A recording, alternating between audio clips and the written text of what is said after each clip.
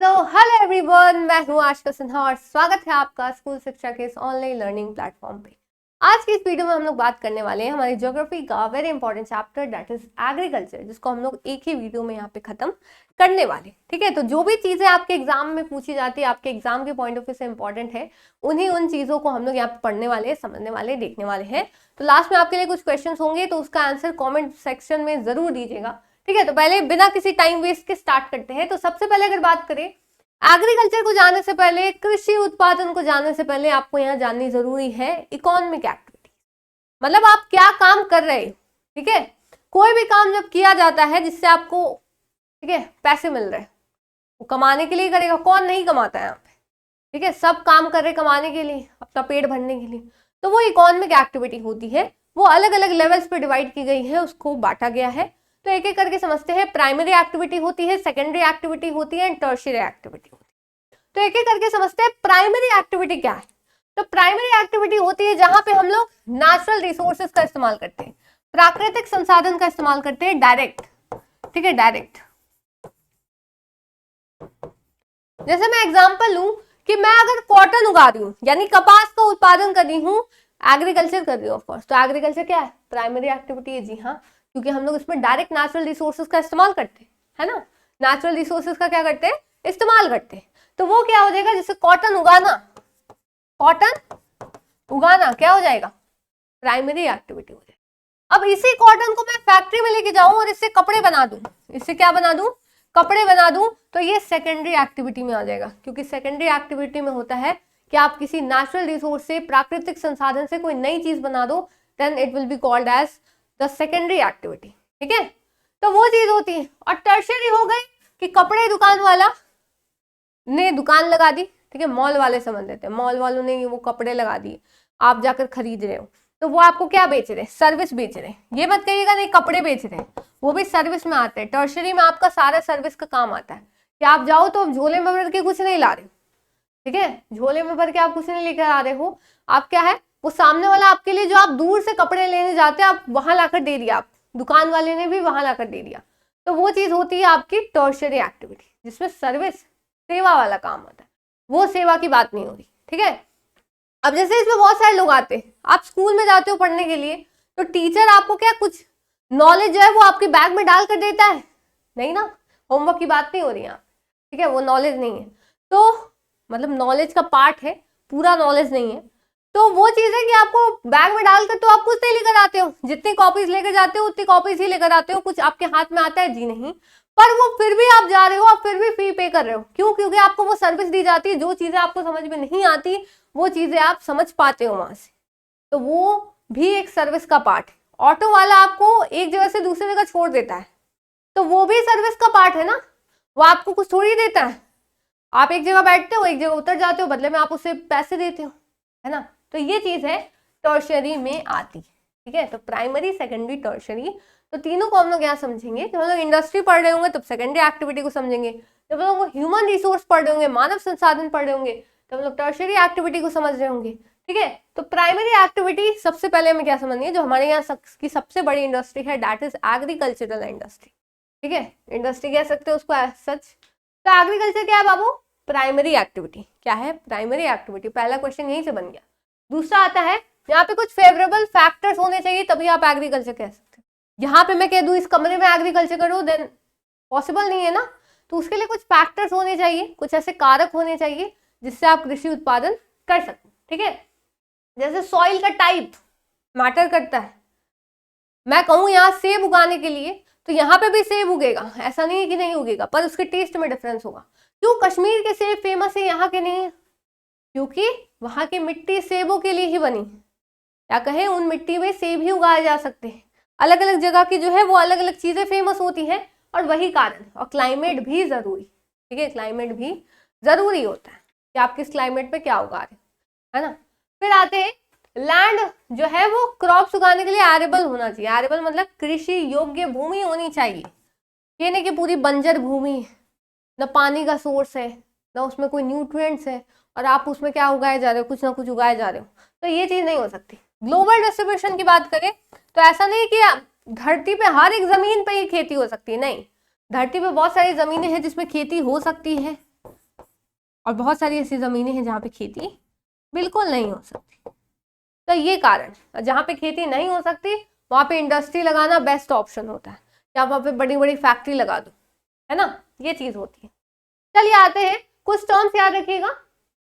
हिंदी में देखिए, हिंदी में डायरेक्ट लिख दिया रेशम उत्पादन, तो आप अंग्रेजी में, चाहे आप हिंदी मीडियम को इंग्लिश मीडियम के हो, आप अंग्रेजी इंग्लिश में ही देखिए। एग्रीकल्चर क्या होता है, वही क्रॉप्स उगाना, और साथ साथ अगर आप लिव स्टॉक, जैसे आप गाय पाल रहे हो, ठीक है, पोल्ट्री फार्म है आपका, यानी जो मुर्गी अंडे देती है, तो वो भी एग्रीकल्चर का पार्ट है। एग्रीकल्चर का मतलब सिर्फ खेती बाड़ी करना नहीं होता, लिव स्टॉक को पालना, रियर मतलब होता है, अच्छा एक पेट करना होता है, एक रियर होता है।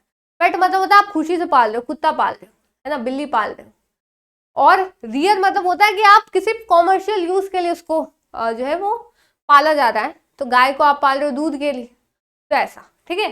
फिर आते हैं सेरीकल्चर, क्या होता है वो सिल्क का प्रोडक्शन, क्या होता है, रेशम सिल्क का प्रोडक्शन किया जाता है, उसको सेरीकल्चर कहते हैं। चलिए आगे चलते हैं। पिस्कीकल्चर क्या होता है, जो भी कहते हैं इसको, मछली पालन, ठीक है, तो फिश जो आप पालते हो या ब्रीड करते हो, फिश तो कोई पालेगा नहीं, ठीक है, समुद्र से पकड़ कर उसको जो भी बेचा जाता है, जो भी सेल किया जाता है, तो वो उसमें आता है। विटिकल्चर आता है ग्रेप्स का, ठीक है, तो एक एक नाम याद रखिएगा, ये आपसे डायरेक्ट पूछ दे सकता है ना, कि विटिकल्चर किस चीज का कल्टीवेशन होता है, तो आपको याद रखना पड़ेगा कि ग्रेप्स का होता है। तो ये चीज है, इस तरह के क्वेश्चन आपसे पूछे जाते हैं। अब आते हैं टाइप्स ऑफ फार्मिंग। फार्मिंग और एग्रीकल्चर सेम होता है, उसमें डिफरेंस नहीं होता कुछ। अब जैसे एक होता है बाबू सबसिस्टेंस फार्मिंग, जिसका मतलब होता है निर्वाह खेती। सबसिस्टेंस क्या होता है कि आप बस फूड प्रोड्यूस कर रहे हो सबसिस्टेंस के लिए, मतलब अपने लिए, है ना, खाने पीने के लिए बस, तो उसको सबसिस्टेंस फार्मिंग कहते हैं। जैसे intensive subsistence agriculture. Intensive subsistence क्या होता है, जिसमें आप छोटे छोटे प्रोडक्ट्स यूज कर रहे हैं, आपके पास बहुत छोटी सी जमीन है, ठीक है, एक दो बैल है आपके पास, ठीक है, हल भी बहुत कम है, तो वो वाली चीज को इंटेंसिव सबसिस्टेंस फार्मिंग कहते हैं, गहन निर्वाह खेती कहते हैं। फिर आते हैं प्रिमिटिव सबसिस्टेंस एग्रीकल्चर, या फिर कहें आदिम निर्वाह खेती, जो पहले के टाइम की जाती थी, ठीक है, तो पहले के टाइम पे दो तरह की खेती होती थी, ये प्रिमिटिव में ही आएंगे, चारों अलग अलग नहीं है, ठीक है। तो शिफ्टिंग कल्टीवेशन, शिफ्टिंग कल्टीवेशन मैंने बहुत बार बताया है कि आप एक जगह क्या करते हो, वो लोग एक जगह आग लगा देते थे जंगल में, जो राख होती थी वो मिट्टी में मिलकर उसको उपजाऊ बना देती थी, फिर वो लोग वहां पे खेती करते थे एंड देन दूसरी जगह शिफ्ट हो जाते थे।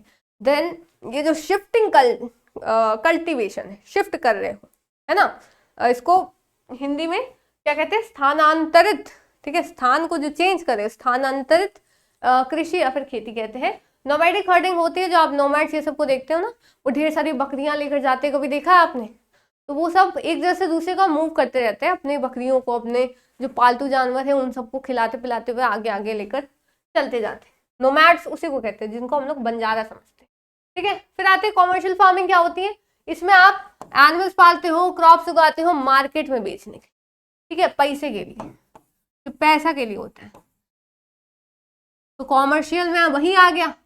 वाणिज्य खेती भी आप कह सकते हो, व्यावसायिक खेती भी कह सकते हो, तो ये चीज आती है। चलिए आगे चलते हैं।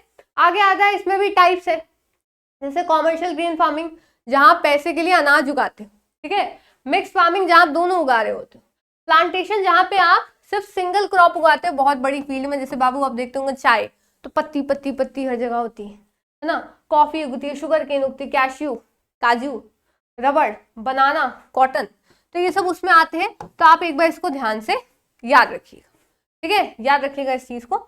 चलिए आप आगे चलते हैं। अब क्रॉप्स के बारे में, जो हमारा लास्ट टॉपिक होगा ऐसे, इसमें भी बहुत सारे क्रॉप्स है, तो क्रॉप्स को आप देख लेते हैं। मैं इसको ज्यादा एक्सप्लेन नहीं करने वाली, क्योंकि ये याद करने वाली चीज है, आपको जो है वो पीडीएफ मिल जाएगी बाबू, आप इससे याद कर सकते हैं। तो क्लाइमेट याद रखिएगा, इसको ज्यादा टेम्परेचर चाहिए होता है, हाई ह्यूमिडिटी मतलब पानी में आपकी नमी होनी चाहिए, ठीक है, और रेनफॉल भी पानी इसको ज्यादा चाहिए।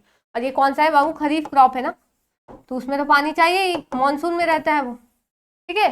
फिर सॉइल, सॉइल कैसा है, एलुवियल सॉइल चाहिए होता है इनको, ठीक है, जलोढ़ मिट्टी जिसको कहते हैं। लीडिंग प्रोड्यूसर्स मतलब सबसे ज्यादा चावल कौन उगा रहे हैं भाई, चाइना है, हमारा भारत भी है, जापान है, श्रीलंका है, और मिस्र है, इजिप्ट है, ठीक है।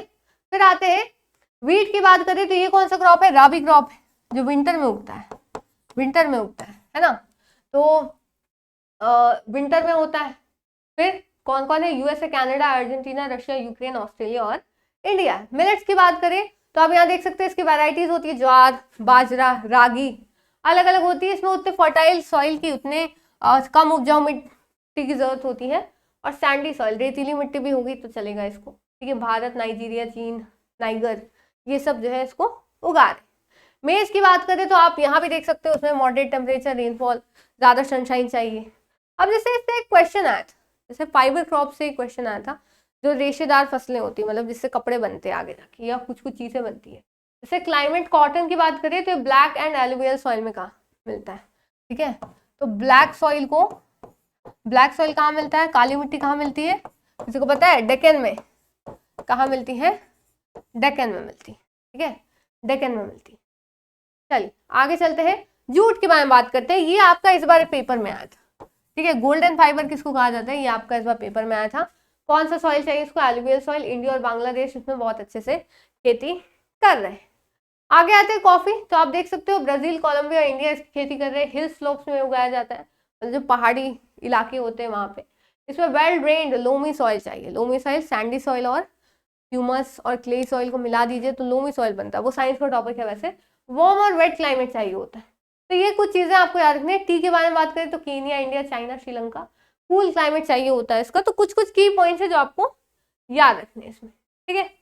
अब कमेंट सेक्शन में जो है वो आंसर दीजिए कि ब्लैक सॉइल को और किस नाम से जानते हैं, ठीक है। ब्लैक सॉइल को और किस नाम से जानते हैं, ये मुझे कौन बताएगा, ठीक है, ये मुझे कौन बताएगा। और एक और क्वेश्चन ले लेते हैं यहाँ से कि टी जो है वो सबसे ज्यादा इंडिया में कहाँ उगाई जाती है, ठीक है। अपने मन से जो है वो अच्छे से रिसर्च करके भी आप कर सकते हैं अगर आपको नहीं पता है तो टी सबसे ज्यादा कहाँ प्रोड्यूस होती है और ब्लैक सॉइल को और क्या कहते हैं, इसका आंसर आपको कहाँ देना है, कमेंट सेक्शन में देना है, ठीक है। चलिए कमेंट सेक्शन में दीजिएगा, घर आकर तो बता नहीं सकते आप, ठीक है। तो इसका आंसर क्या बताना आपको, कमेंट सेक्शन में देना है। तो आज के लिए इतना ही रखते हैं। उम्मीद है आपको चीजें समझ में आई होंगी। ऐसी वीडियोस आपको मिलते रहेंगी। चैनल को जरूर से सब्सक्राइब करिएगा ताकि आगे आने वाली वीडियोस आपको मिलती रहे। तो फिर मिलते हैं नेक्स्ट वीडियो में, तब तक के लिए thank you so much and bye bye.